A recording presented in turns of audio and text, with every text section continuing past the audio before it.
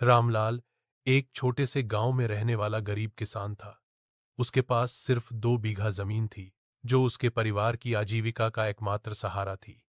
हर सुबह सूरज निकलने से पहले वह खेत पर पहुंच जाता और मिट्टी को अपने हाथों से छूकर मानो उससे बात करता। उसके लिए मिट्टी केवल जमीन नहीं थी, बल्कि मां के समान थी। एक साल बारिश ने धोखा दे दिया। फसल सूख गई, कर्ज बढ़ गया और घर में खाने के लिए अनाज भी कम पड़ने लगा। गांव के साहूकार ने पैसे लौटाने का दबाव बनाना शुरू कर दिया।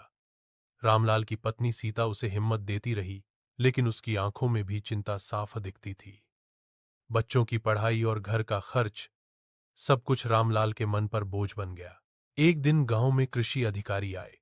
उन्होंने किसानों को नई तकनीक और कम पानी में होने वाली फसलों के बारे में बताया।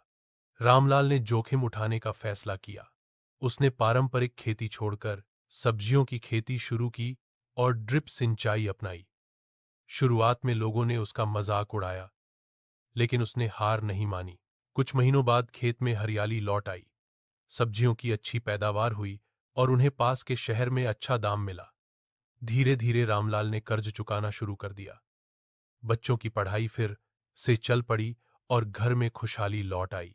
रामलाल को अब भी अमीर नहीं कहा जा सकता, लेकिन उसके चेहरे पर संतोष की चमक थी। उसने समझ लिया था कि मेहनत, सीखने की इच्छा और हिम्मत के साथ कोई भी गरीब किसान अपनी किस्मत बदल सकता है। मिट्टी ने एक बार फिर अपने बेटे को निराश नहीं किया।